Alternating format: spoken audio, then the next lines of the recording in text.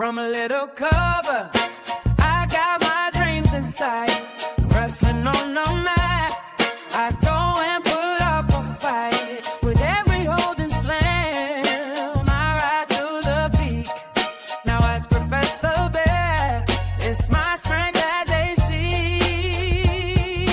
Roaring with knowledge like a lion so proud. In this wrestling world, I'm standing out loud. I'm Professor Bear, got the passion to spare. Wrestling's my life, with the power to share. From the roots to ropes, in the spotlight we gleam. Chasing victory dreams, living out the theme. Now my WOSN, my squad.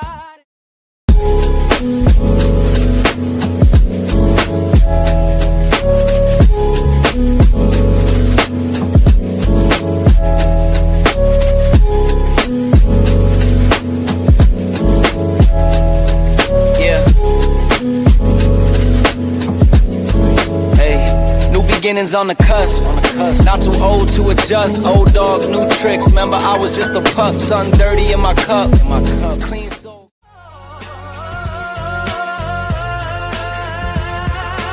With my boys crew, we'll always ride. In the wrestling world, one just claim the prize.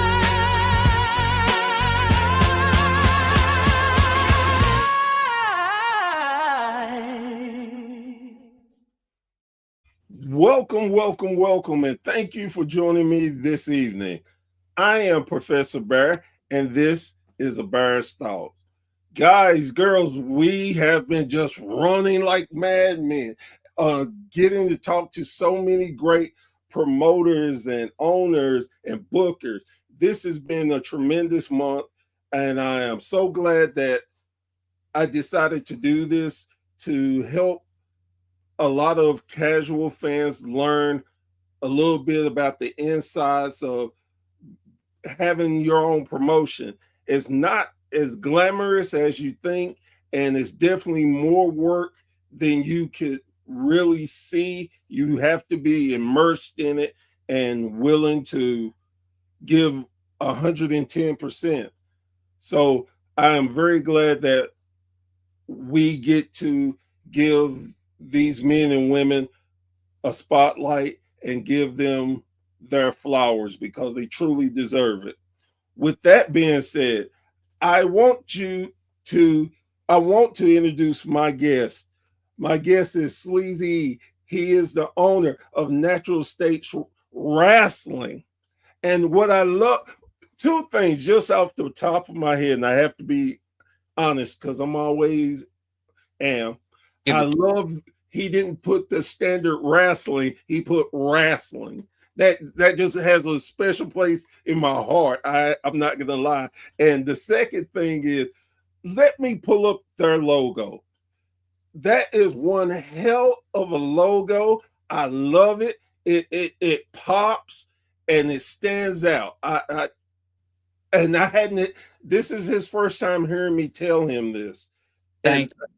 And it's amazing. All props goes to my good friend Lucas Tubbs. He does all of our art, and he's done both of our logos, a lot of our flyers and stuff. I wish I could take credit. One thing that I've never been able to do is graphic design. Maybe I can edit a video or two together, but I can't do the graphic design. And when it comes to the wrestling, we're from Arkansas, and that's just kind of how people say here, and people think about professional wrestling a certain way when they say, "Oh, you watch wrestling?" As I tell people all the time, wrestling, indie wrestling is like going to a family reunion. You never met anybody in that place, but by the time you leave, you feel like family because you're cutting up, having a great time. And then when you keep going and miss a show, when you go back, man, you okay? We were worried about you. Something Yep. ain't right when you ain't here. So that is that great atmosphere that I love about indie wrestling. Yeah, me too. And that's something I like to think that we bring to every Natural State Wrestling show. We do different types of, genres of wrestling, if you will. We have different age shows and stuff like that, but it's always the same kind of family atmosphere, and that because that's just that's the way I relate to it. So Before we dive deep into it, I want to, and y'all already see the logo. Again, if you go look it up, again, wrestling is worldwide, but unfortunately, a lot of times names are so similar, if not exactly the same. So that's why I wanted you to see the logo. So you know, oh, excuse me, when you see it, you know you got the right company. And if you're anything like me, you always appreciate a hand. So I made that QR code for these young kids who don't want to do research. I want don't want to type anything.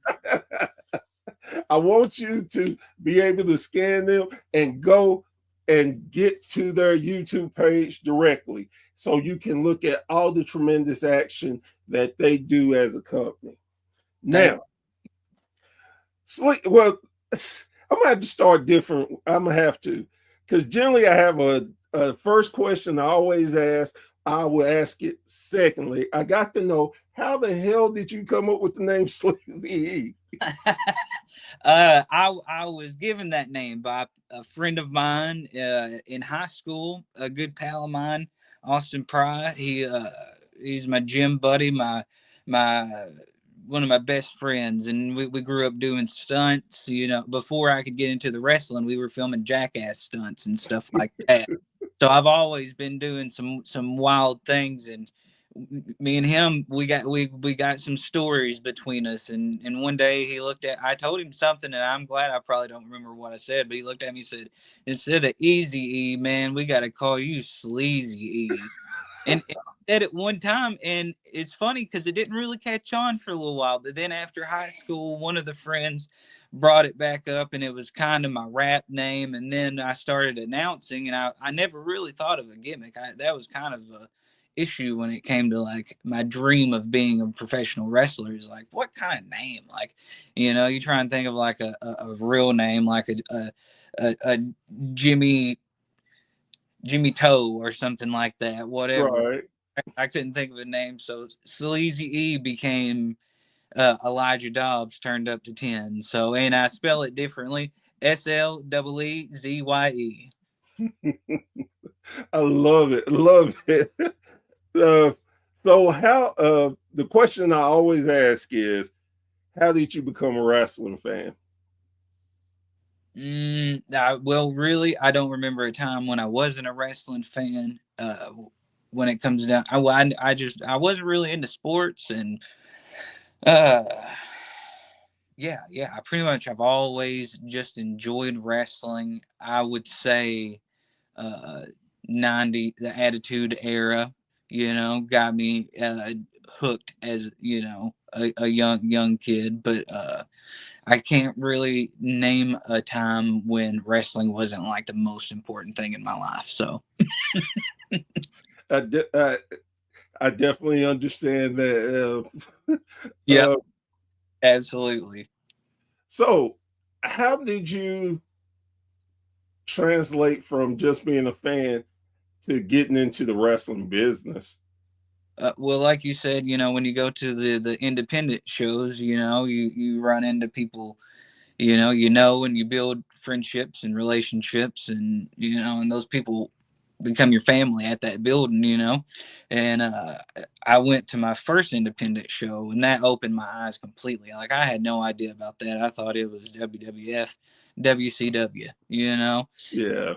went to one of those. I said, oh, and that just kind of like cracked open my brain. And I think I started going there whenever I was about 10 or something. They ran about 3 years in my hometown of Newport, Arkansas, WFAC, Wrestling for a Cause. And I went to like they ran every Friday. And my first big name that I saw was and it completely changed the game for me, especially because how kind he was. But the Big Boss Man was there one night, and I saw the Big Boss Man in person, and I said, okay, I'm like close to this thing, and I'm gonna have to like dive in. And I actually started filming some videos. One of the first videos I ever edited was uploaded to MySpace around 2007 for a wrestler named Deadly Dale. I was probably like 12 or something, 12, 13, and I met him, but I couldn't train till I was 18, and then after that, it's just been a long, wacky road, pretty much. But that's how I got into it. Went to my first independent show, and I said, "Oh yeah, dude, I'm gonna get into this somehow." So with that, you determined to get into it, and you finally get into it. Where did becoming a wrestler and owning your own promotion, how did that come about? That was truly a pipe dream. It's always a cool thought to like. Now I ran a benefit actually for my friend that gave me the name Sleazy E. We had a benefit show for him.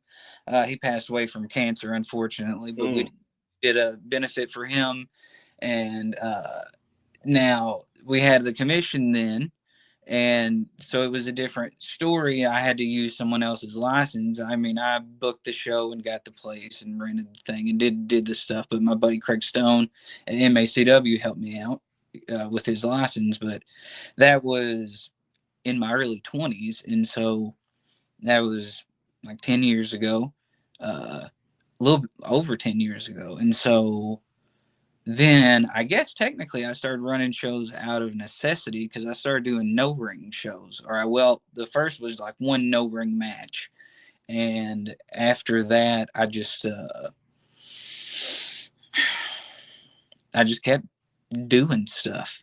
And we for a while it wasn't even like named Natural State Rasslin. I think I ran like 6 or 7 shows or something before we even like named it that. It was just Sleazy Wrestling or Sleazeball Promotions or whatever until because I just the whole idea of like giving it a name and doing that whole thing is like, oh, I was like but then it just slowly grew, and I knew like, oh well, I saw the fruits of the labor, and I really appreciated being able to help certain things grow in our area that may not particularly be plentiful here in Arkansas. So yeah, technically necessity, but now it's just what I do, I guess.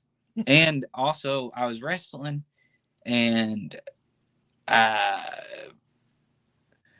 got to a point to where like my mind wanted to wrestle. My body was just giving me all kinds of different problems, all kinds of different signs. And so like I was stepping away from the ring for the most part. And like I refereed and announced for like 10 years. So like I'm no stranger to doing like other jobs, but at that point it was just it was a necessity to start promoting and get as much out of me as possible when it comes to wrestling. That's definitely that's a different approach and feel from a lot of guys I've talked to. Mm-hmm. What was the thing that said, you know what, this is natural state wrestling? Because like I said, we ran a few shows, and I think one of my main issues was like so we do a bunch of different types of shows. We do like no ring wrestling, which usually tends to be a little bit more of the violent, a little bit more adult type shows. We do festivals in small towns, so we do very family friendly shows, like but it's still our flavor. So I think at the beginning my issue was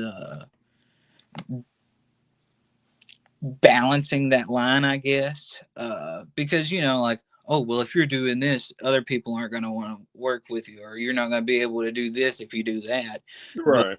I just did not accept that. And because even if we have our different types of events, if you show up to them, it's still like the same respect, the same acceptance, the same show. And it's cool because I feel like we can keep the same flavor, a at least some type of consistent flavor throughout all these different types of shows. And so I think the natural state, and a lot, if you watch a lot of our shows, just like our background right here, it's trees and stuff like that. A lot of our shows are outdoors. So between Okay.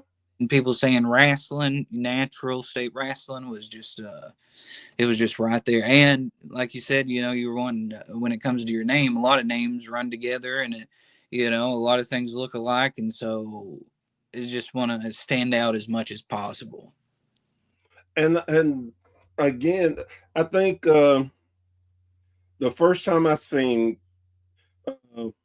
I seen your logo and saw y'all, the first thing, of course, went through my mind was like, well, damn, this is different. Thank you.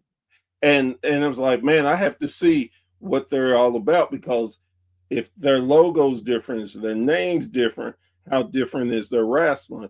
And I truly say that y'all have great action. Thank It's times I get caught up in watching stuff because I'm a type of wrestling fan. I try to be very different and be give everybody a chance. you. Hmm. So a lot of times I'm okay, I got to do this. I'm going through, okay, let me see about this for a second.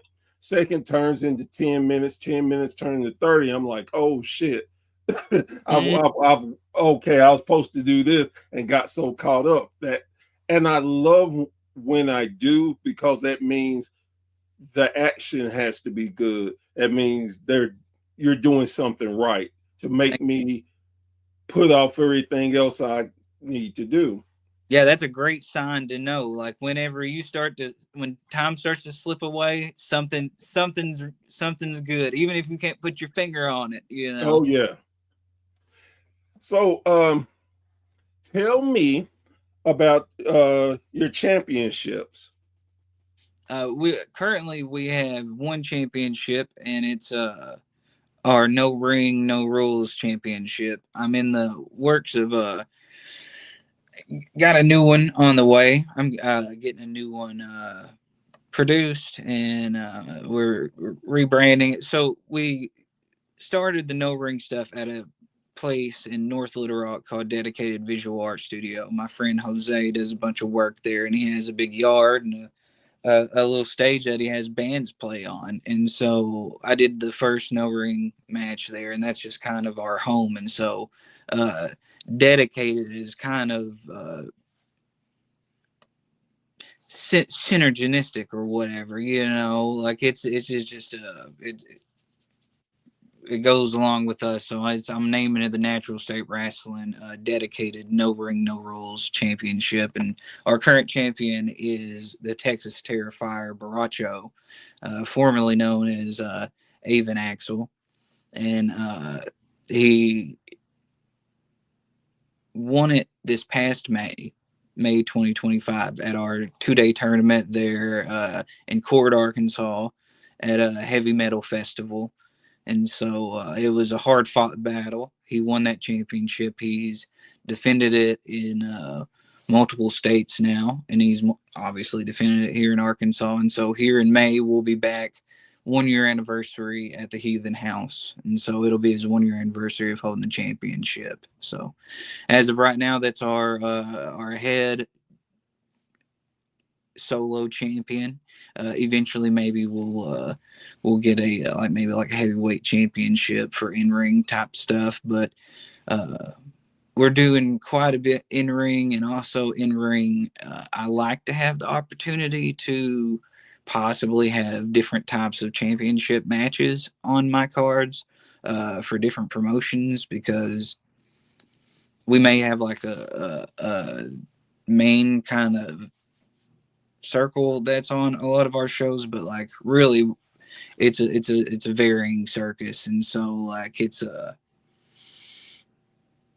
not like how most promotions have a set roster and things like that. So I like to build the the no ring for Natural State Rasslin. And if we can have a championship match in the ring, that'd be cool too. But as of right now, yeah, that is our one champion. You said something that immediately caught my attention of joint working with other promotions. I know there are some promotions out there that will feel like it's a hindrance to work with other promotions. Where did the understanding and being able to work with other companies come from? And as someone who has I'm still just like with any position in wrestling, man. We're always gonna like keep learning, but like I'm still as green as can be when it comes to being a promoter. And luckily, I have some natural instincts that help me with that, and being a lifelong wrestling fan, and just studying the whole thing. Right. But sometimes it's not beneficial whatsoever to work with another promotion. Sometimes it could hurt you, and sometimes it could be a really negative experience. So like I get why some people feel that way, and I can even see it to a point to where not collaborating in a non-negative way. It's just if it's non-beneficial really for either, or it's just slightly, and you're putting that much effort when that attention could be or should be somewhere else maybe. But for me personally, I just got a great appreciation for all the different promotions, and I'm pretty easy to get along with for the most part. But as a wrestling fan, that's something that brings me in. And it doesn't even have to be like a big invasion thing, like just simply a simple showcase match. I think something like that is really unique and cool on a card. So to be able to do that, I think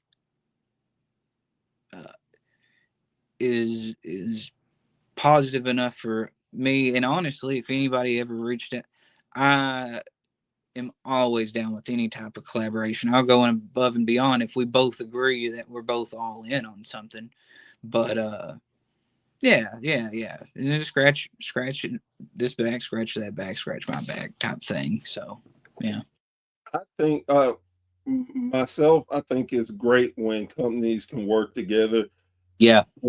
And you make it beneficial for both, to help highlight another wrestling company. Of course, you run the risk of losing some of your audience, but I think the benefit is that your audience get to see new talent. You don't have to overly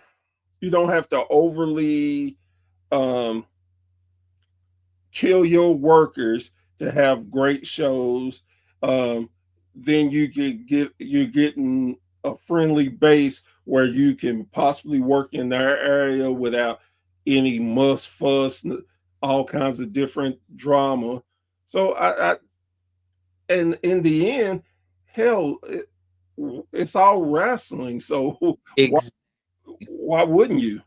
See, and that's like the biggest issue is like sometimes collaborating can simply just be coexisting, because at the end of the day, because some people will say to me, like, well, that would be like, someone else running a no ring show in Arkansas or whatever, because we're kind of like the main folks who do it here, but like it's other places. And like for me, I want as much wrestling. Like if you want to do it, go ahead. Like if someone is being specifically harmful with the way they're booking their show to like hurt someone else's show, I think what's done in the dark is going to come to the light, and people are just going to notice you're kind of a shithead, and I think you're gonna lose folks. But yeah, I'm not sure. I think I might have rolled off on that one, but yeah, I just think coexisting. There we go. Yeah. As much of it as possible, and some people, they do the opposite of collaborating. They're trying to like take folks down. And you know what? Some shows don't have great production. Some shows don't have great wrestlers, and some shows aren't the best. But it's all wrestling. It's all wrestling, and everybody's always been there. Now, if it's a show that has drama or they're treating people poorly, that's all going to come out, and that's on them. That's their life. But like, we love wrestling, so we're going to put love into wrestling, and like whatever else can do its thing. Right. And I like that. Again, you only can control what you can control. Exactly. So I agree.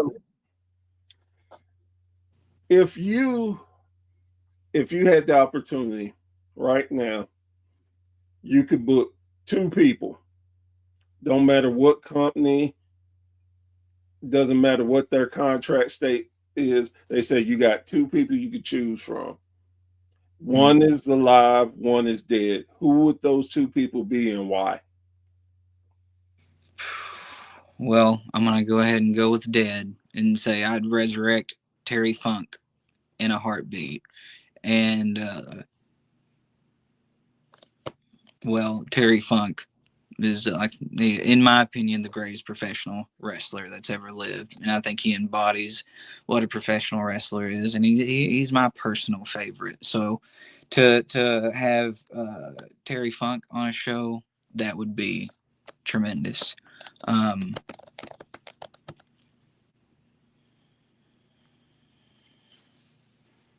See, now whenever I'm thinking about who's alive, like who am I trying to get before they've probably hung them up, maybe,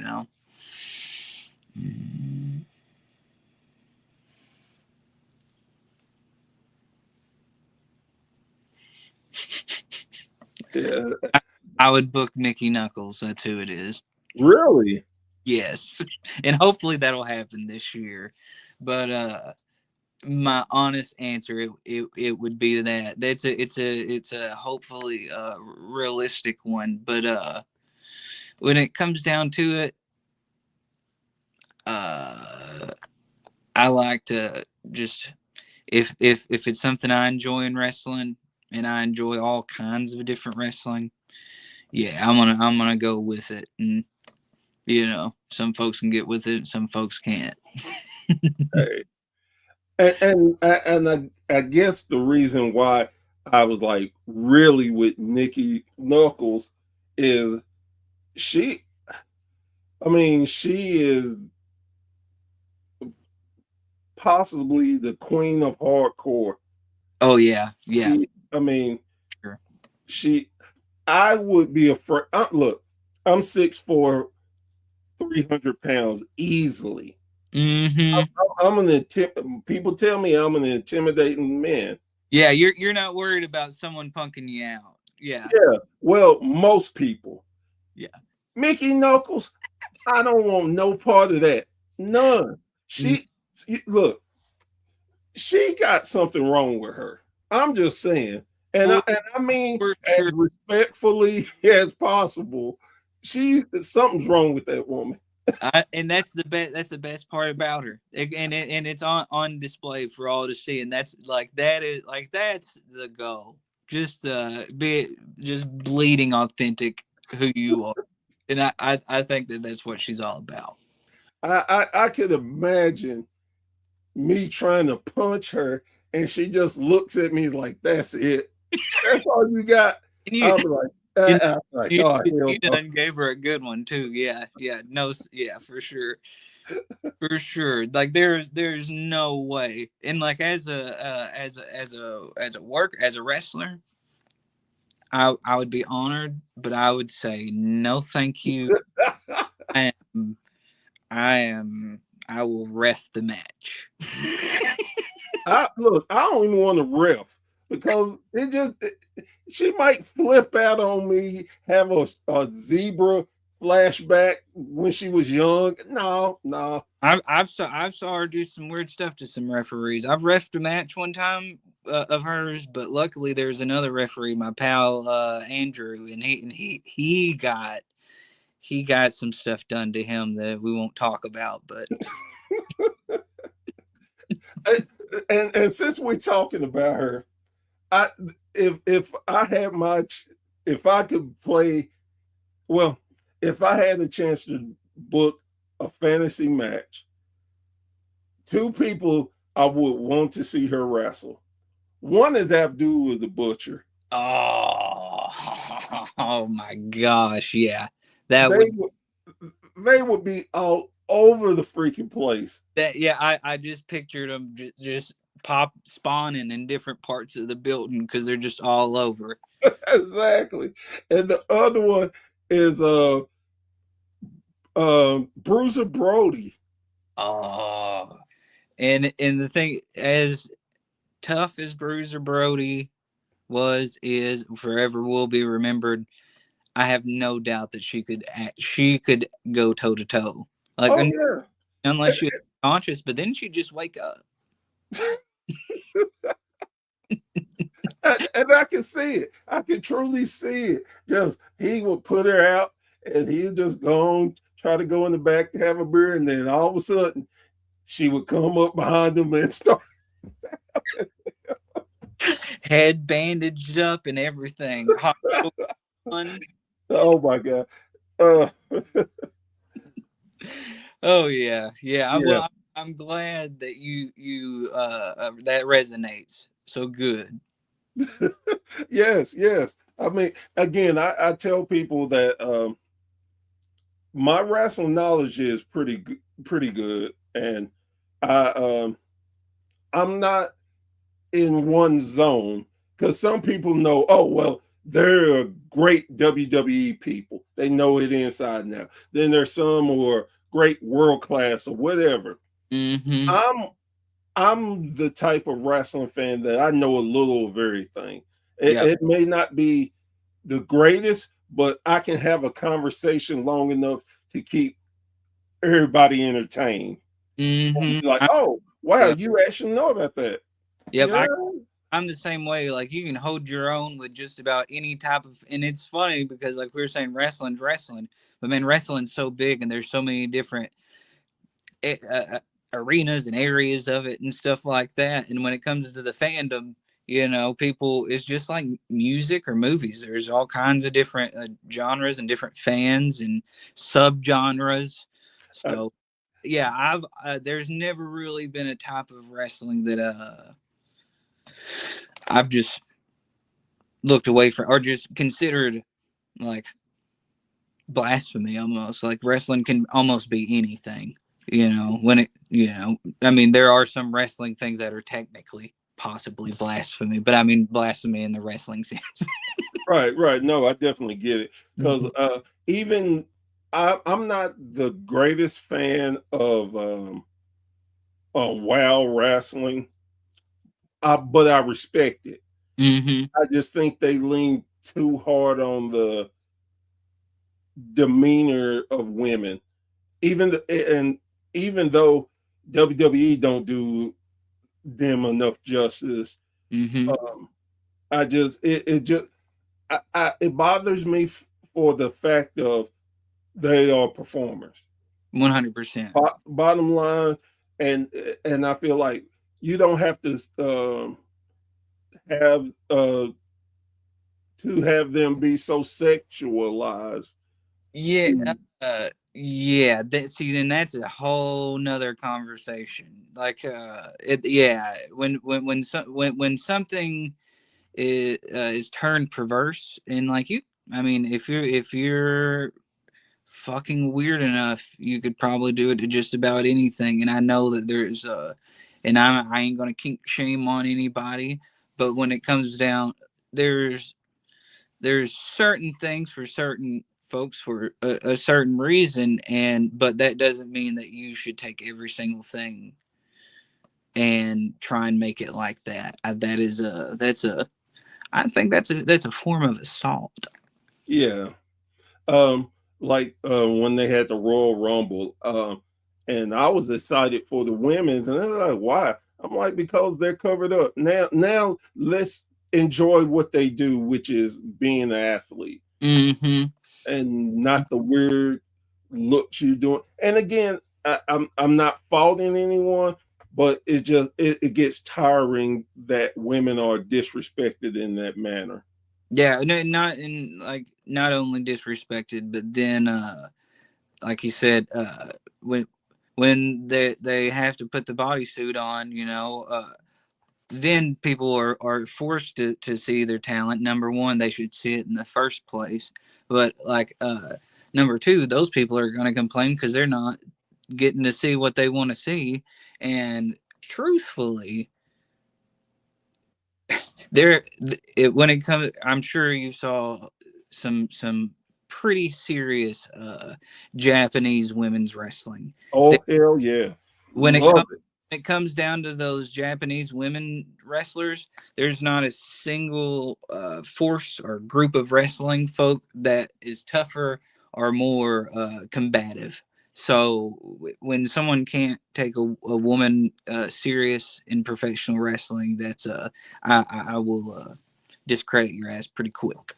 Yeah, definitely. Um, if someone asks you to describe what your promotion is, how would you do that?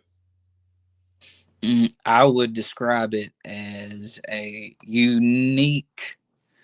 The word I use this word quite. It's a buffet of professional wrestling. If you sit through a show, maybe not everything's for you, but I'm gonna have something for everybody. If you come out to the show, there's gonna be something for everybody. Um, it's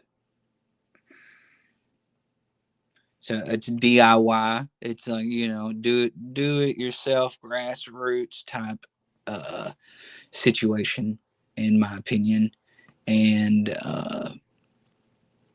unpredictable. In a nutshell, that's what I would say. I This is something that I tell people all the time as a wrestling fan and as somewhat of a mm, reporter to a certain extent.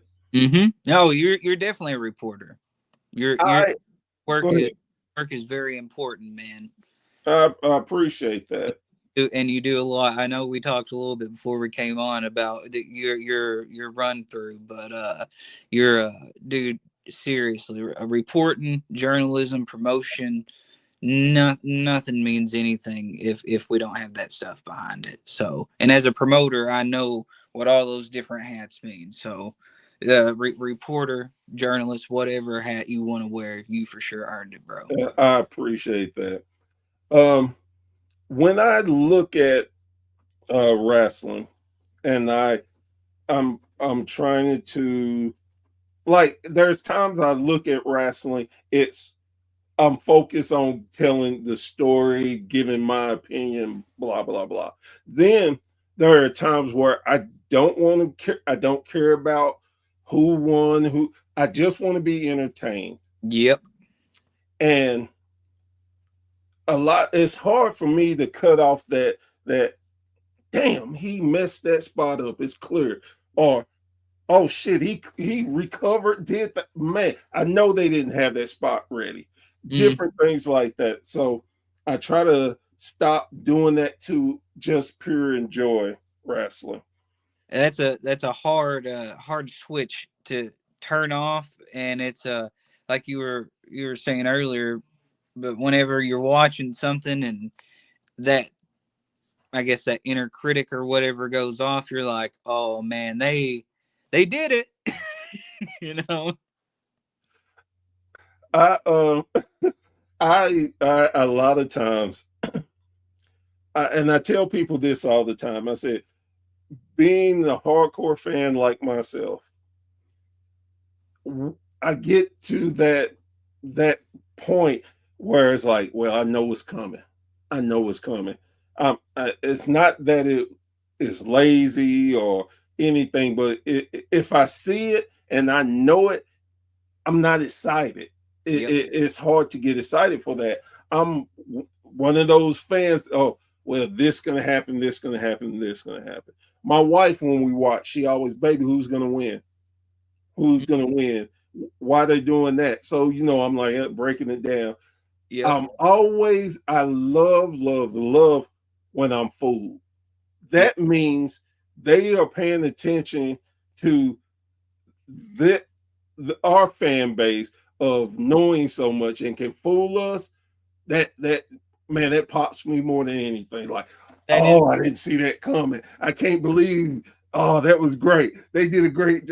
That type of atmosphere is what I love, because again, with the long-term storytelling too, especially whenever you're like, oh, I know. I mean, especially in a match and different stuff like that.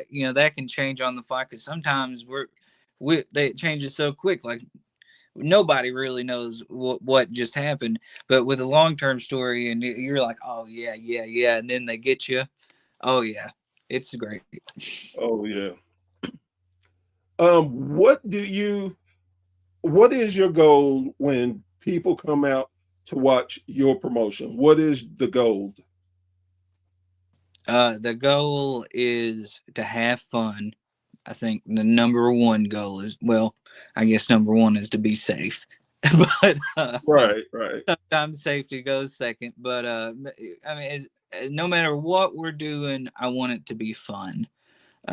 Some of our shows tend to be a little heavier, which is in that environment, because like when we do a lot of our deathmatch stuff, it's at like a heavy metal festival, so that's the type of crowd that's going to enjoy that. When we're at the Rice Festival in a small town in Arkansas, with all the families and kids, we'll have a certain show for that. But like I want it to be fun, and I want it to be just straight up professional wrestling, like just the basics, like we don't have to have all kinds of different big production things or this or that, but I think what I'm trying to express. Like, as a wrestling fan, I want there to be the all of the basics of a wrestling show. Even if there's nothing extraordinary, you're gonna get and like I said, like the buffet, you can have a lucha libre match, you can have a ladies match, you could have a old school wrestling, slow tag team match, like a little bit of everything. So, but mainly I want people to have fun and feel comfortable to enjoy whatever they want, because that's the thing. Whenever you pay whenever, that's how I saw it whenever I was younger. As a kid, I'm gonna go pay my $5 and I'm gonna give these wrestlers hell, and I'm gonna eat nachos, I'm gonna drink a Mountain Dew, and I'm gonna be high as a kite on this wrestling. And so that's part of it. Whenever you show up, you get your freedom, and I want the performers to give the crowd everything they got, and the crowd to give the performers everything they got, and everyone go home happy and safe. That's what I think it's all about. I love when I can close my eyes and can't tell where I'm at, because I went last year. I went to see a buddy go wrestle, Mm-hmm. and it was like a 2.5, 3 hour ride for me. So I get there, I'm sitting in the crowd, and I'm tired. I really am. So Oh I'm yeah. nodding off to sleep. And it wasn't that the action wasn't good. It was just my body was tired. Oh, for So I'm sitting there and I close my eyes again. Then I pick up listening to the crowd. And I'm like, Jesus, they're loud. mm-hmm. Wow, how the hell did I go? Did I fall asleep at a 20,000 seat arena? And I open my eyes and it's still just the 50, about 50 that couldn't have been no more than 60 people. Mm-hmm. But the energy they gave off, I Oh was like, holy crap. yeah. So now that's my standard of telling if a show is good. If I close my eyes and I cannot tell what type of venue I'm in, you have a crowd. A couple of things. You have a hot crowd. The guys and girls are working their magic on them, and you're doing the right thing. Yep. They got the connection. They got Yes. the connection. That's an awesome take on it. And I completely agree. And that's the fun thing, because it doesn't matter where you're at or what building it is. If you can feel that, you close your eyes and you feel that, like, and you hear the ring and you hear the people, it's all the same. And so yeah, you nailed it. I um I was at this particular show, and the wrestler came out and his partners was with him and their manager. It was just a singles match, and the manager and his partner were working the crowd, messing with him. Where I was sitting, I probably had like 2 or 3 seats empty next to me, and the guy just comes sits down, and I'm sitting there like, okay, why in the hell is he sitting down? Mm-hmm. And he's messing, and he whispers something. He said something, and I couldn't make out what he said. But No. I know, but what I do know is, man, he's pissing me off for real. I want to punch him in the face. So he gets up, goes back to messing with other people in the crowd, and I'm like, I'm pretty smart. I know the business, but that guy just really pissed me off. Mm-hmm. So afterwards, the match is over. I mean, the show is over. I'm standing around talking to people, and I see him come out, and he makes his way straight to me.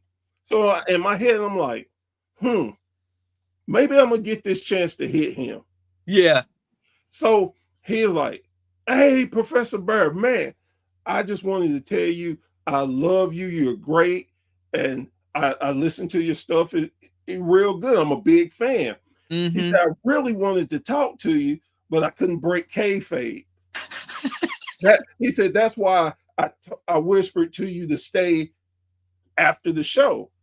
And I was like, oh, that's what you said. I said, man, I couldn't hear it. I know I couldn't make it out. Yeah, And yeah. I said, brother, I got to tell you something. And I like, I know the business. He said, yeah. I said, I just got to really tell you, you pissed me off so bad, I wanted to punch you in the face. I said, that's how good of a heel you were. Yeah. Like, man, that's the best thing I've heard in a couple of weeks, man. I appreciate that. Coming from you, that means a lot. So, he must have been carrying himself like a big jerk then. Yes. So to both of us, we knew that he's doing his job. Yep. If I'm a fan and know the insides and out, and you still got the energy out of me to make me want to get violent with you, you're doing a hell of a job. And I love it.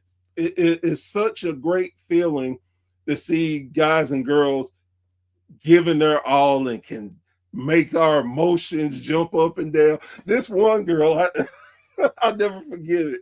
She was walking by, she rolled out the ring, and a little kid behind me said something to her.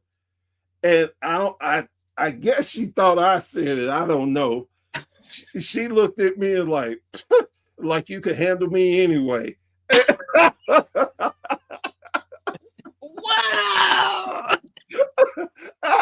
it, Yeah. it it made me pop.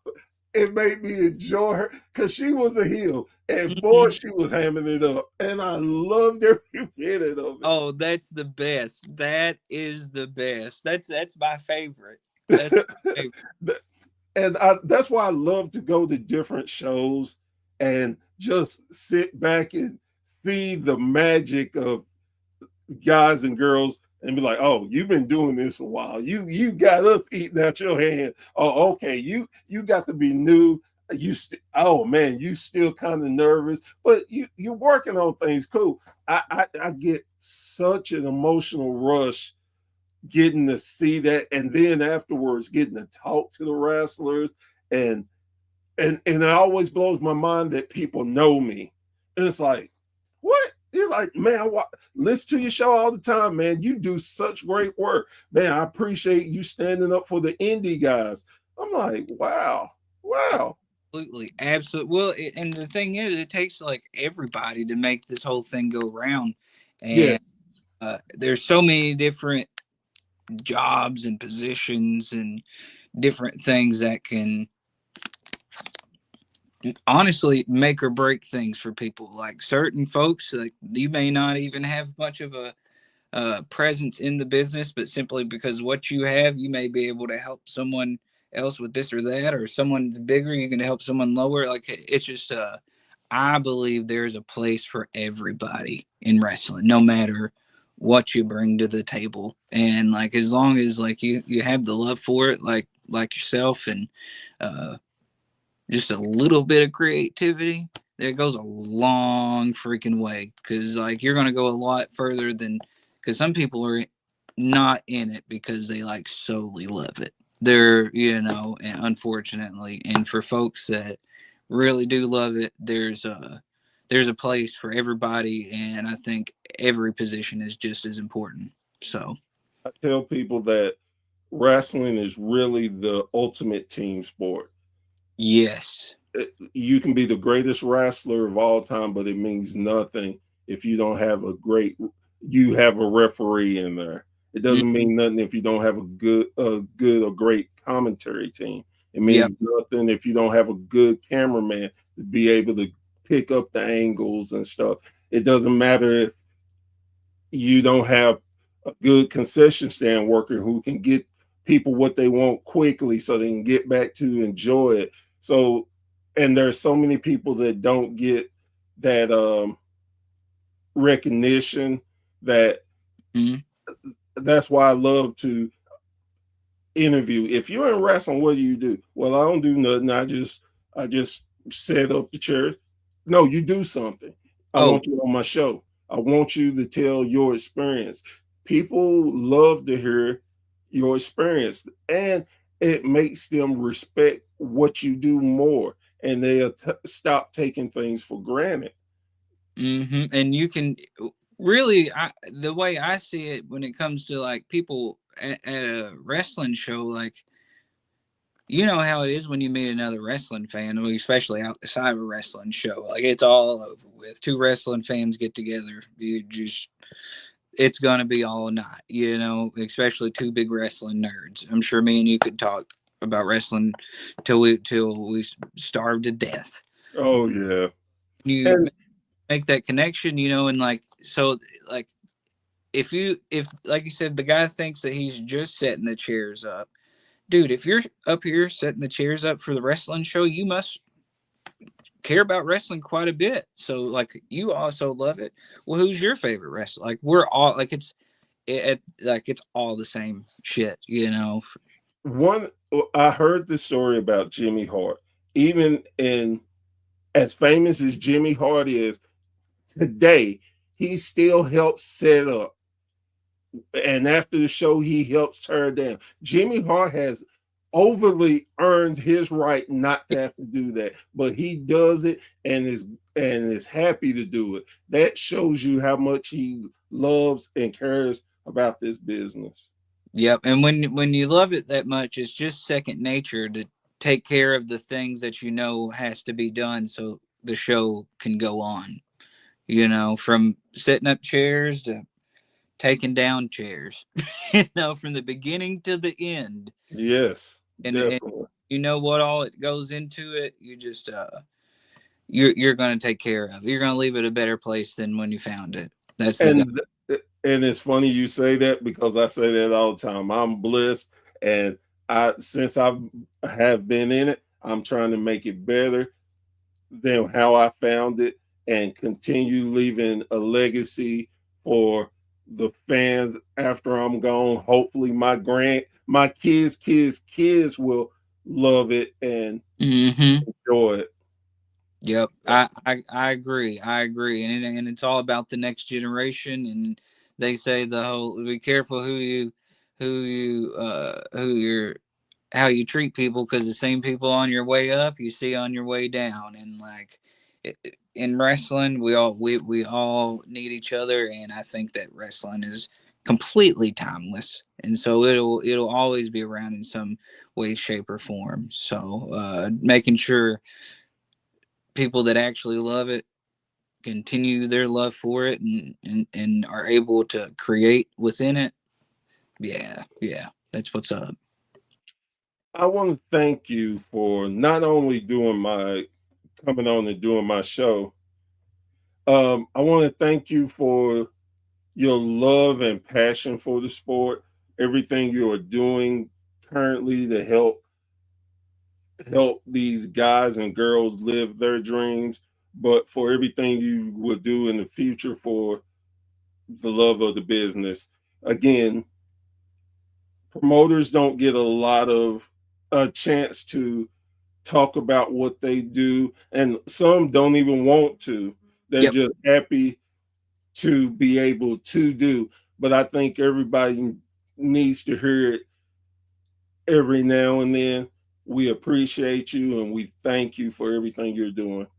Man, I appreciate your time. I appreciate you sharing your love of wrestling, some of your stories and stuff like that. And that's what makes the world go around. And I'm just glad to be able to have a platform like Natural State Rasslin to help however many people out, however I can. So You have an open invitation to the show. Anytime you want to come on, if thank you you. want to talk about a specific show, if you just want to just talk wrestling, you have that invitation open to you, sir.